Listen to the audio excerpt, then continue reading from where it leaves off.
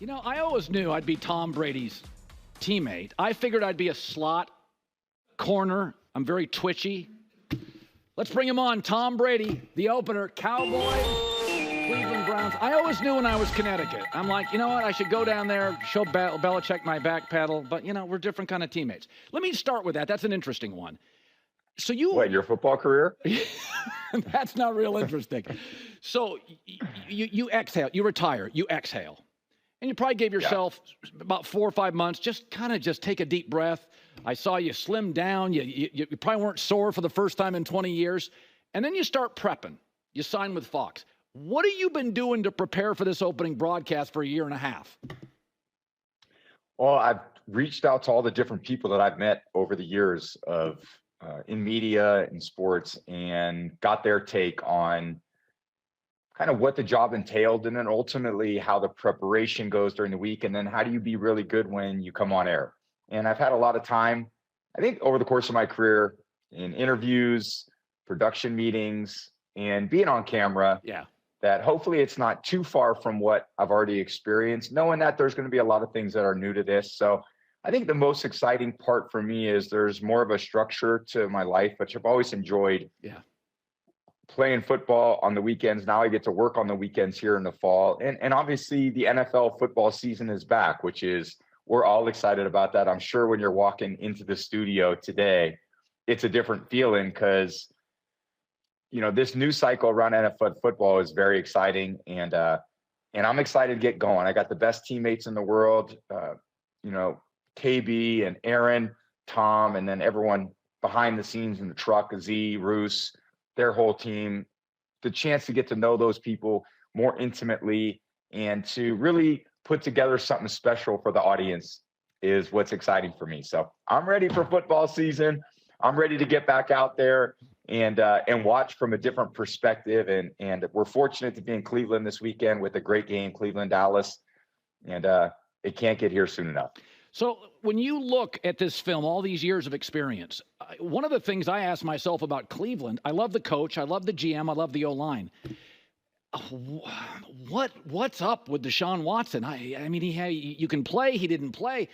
Are you seeing anything in this matchup, just on film from last year, that you are saying, man, I got to see this develop? Like, is there a really interesting element that you can't wait to see?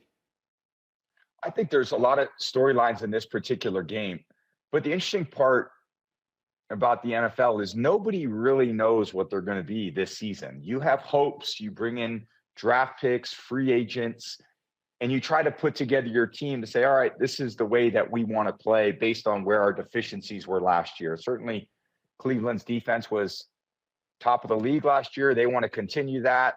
They want to get Deshaun back. They brought in a whole offensive staff to try to get him to play the way that he played when he was in Houston. And they want to go out there and compete, not just for a division title, but for more than that. And it's a great kind of test for them to go against Dallas, who, you know, they want to get over the hump as well. And they've got a lot of great players. They've got a lot of great talent. You know, they got to get to, you know, I think Coach McCarthy, they have a great leader in Coach McCarthy that really preaches, hey, we want to stay focused day after day. We want to eliminate the distractions. And they've had quite a few of that this offseason, but every team does. And I feel like Dallas has handled it very well. And it's a great opening game. This is what it's all about. A lot of guys coming back from injury. You got Trevon Diggs up there. I want to see him play. I want to see what Dak does coming off last season, his best season as a pro. So many great things to watch in this particular game. And again, it's a perfect day for football. It seems like it's going to be in Cleveland on Sunday. It's not always like that there from someone who's been there a few times. But 65 degrees and partly cloudy is perfect football weather. Okay, Trent Williams back, and we've said this before. I feel Trent Williams was more valuable, and I like Brandon Ayuk. I think the team is Kyle Shanahan's brain, McCaffrey's legs, and Trent Williams and Bosa. That's the soul of the team. Ooh. Tell me, what is the difference? If you knew you had Trent Williams and he didn't play, would it get in your head? I think his signing is gigantic for the Niners. You tell me how much it matters. Yeah. I would be driving him to work every day if I was the quarterback. I'd be making sure Trent was with me every single place I went. There's no better protector in the NFL than Trent over the years. And I think the way they use him, and obviously they I think San Francisco's run game is incredible, the way they scheme their run game up.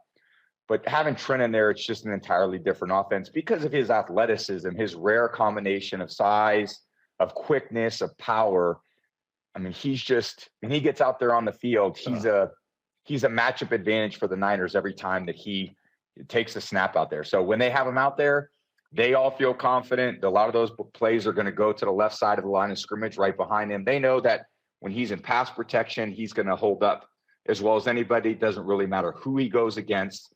He's a tremendous player, and it's Niners had, between the Ayuk signing and Trent. I mean, that was a little worrisome a few weeks ago. I actually did a practice game against the Saints up in Santa Clara a couple weeks ago, and everyone was a bit concerned, but I think now a lot of those concerns are eased when both those guys are back in the building and ready to put their pads on, go out to practice, and get ready to play game. Okay, Chiefs-Ravens Thursday. Kansas City's done this dance, and they keep winning it. I love Lamar, and I love Baltimore. I love the coach. I love the owner. I think it's the best-run franchise, arguably, last decade in the league. I think Baltimore does everything well except win in late January. You tell me, does it start wearing on you? Buffalo's going through this, Tom. You start hearing you can't win these games. Is the pressure on Kansas City to defend the home field or Baltimore Thursday? I'd say a little bit more on Baltimore for that exact reason. I think that when you have great leadership, and I think of those Baltimore teams when they had Ray Lewis and Ed Reed as their two primary leaders, even though they may lost in a championship game, I actually saw this the other day, a clip from Ray Lewis in the locker room after they had lost to us, I think in 2011 in the championship game.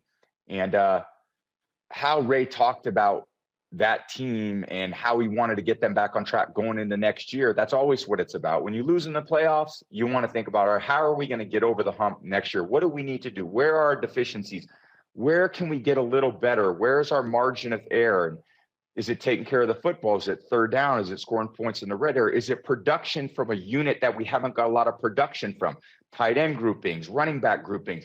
How can we improve our team a little bit so when we get in these big games, we're more prepared than the other team. We got more margin of error. And look, to win a Super Bowl is absolutely incredibly difficult. There's only one team that does it. To do what the Chiefs have done is really remarkable. And they want to try to do it again. That challenge of them doing it is going to be as hard a challenge as any team the NFL's ever had. That's why it's never happened to win 3 in a row. But the Chiefs are poised, like they always are, to go in there. I don't think they believe their hype. They're very well coached, obviously great quarterback, great leaders. The defense played really well last year.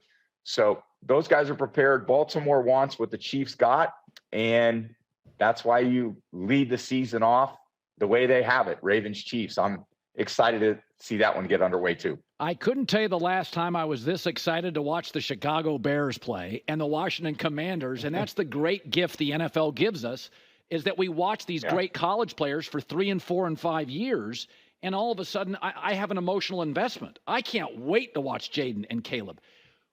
Give me one thing that you'll see with a young quarterback. You may see it with Drake Maye.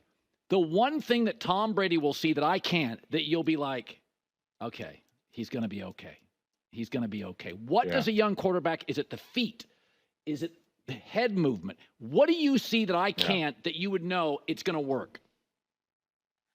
Well, I think there's lots of ways you can look at a quarterback play, and I think it's very easily to evaluate the physical aspect of the game, how well he throws the ball, how fast his feet are when he drops back in the pocket. Can he escape the pocket and make some plays on the run? For me, I think the sustainable part about quarterbacking is really what's up here, is what's in the brain. Are you snapping the ball and running good plays consistently against the defenses that you're out there watching as you're reading the defenses?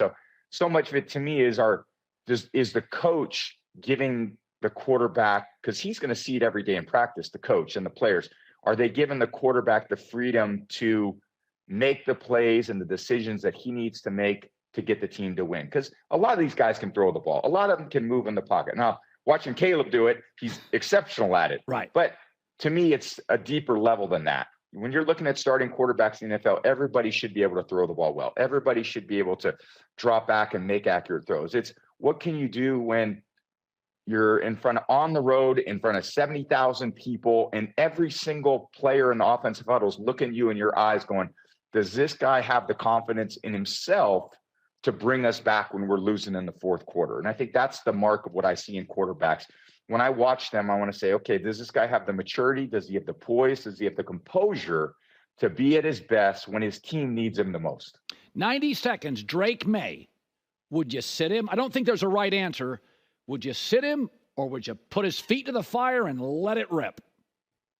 So, I mean, I've gone on record to say that I think it's best, in my opinion, for young quarterbacks or rookie quarterbacks to kind of watch a veteran do it. And there's so much that goes on, and quarterbacks need to process so much information so quickly. And I think if you can have someone, I sat behind Drew Bledsoe my first year. What a great player he was, someone that I got to watch and learn from. Aaron Rodgers watched behind Brett Favre. Patrick Mahomes watched behind Alex Smith. So when you have a real pro in front of you, they can help with that learning curve, even though that young quarterback isn't necessarily going out there and losing confidence in what his abilities are. So, ultimately, those young players are going to get opportunities. The franchises need those young quarterbacks to come in and take a big step and lead that franchise on into the future. Right. I just like to give them a little bit of time to acclimate themselves to the pro game, the pro schedule. I mean, it's a big difference between college football and professional football. We got about 90 seconds left. Week 1 is different than it used to be. Tom, nobody plays in the preseason. Veterans, I mean, the Jets and the Niners, some of these older teams, they're not playing anybody, so there could be upsets galore. If you had a lean in Dallas, Cleveland, because there's so many good veteran players in that. We'll circle back for about 90 seconds. I know. What do you think the game looks like, Cowboys-Browns? What does it look like to start? I think it's a defensive game. I think you got two great defenses. Coach Zimmer is a huge addition to that Dallas defense. They've got a lot of the same players coming back on Dallas's defense. Cleveland does as well. I think both offenses, they're not quite the running games they've had in the past due to some injuries. So they've had some offensive line shuffling going on both teams. So I think it's going to be a little bit more of a passing game. And I don't know if those passing games are quite in midseason form yet with the way that these, CD wasn't in camp. Dak didn't have a lot of looks at that. So again, some of these passing games may take a little time to develop. So I think it's going to be a very good defensive game. Two great coordinators, a couple of the best defensive lines, pass rushers in the NFL going. So I don't think it's a 0-3 game, but I don't think it's a high-flying, scoring all over the place game either. Yeah, last week in week 1, I'm always amazed the college kids play so well in week 1 without preseason. These NFL games week 1, there's going to be a huge upset. Veterans don't play, so you don't know what you're getting. You don't. I think the pro football is a lot more fair than college football. When you see these college football games and you got a directional Tennessee school versus Alabama, there's not much chance that it's tough for those teams to come in and compete against the big dogs. So in the NFL, look, this is as fair as it gets, which is why everyone loves this sport. It's a salary cap. It's so many things that all these teams have the ability to recompromise their roster and deal with them in the best possible way and try to be the best team they could be. It's a great battle. Brady, great seeing you. Good luck.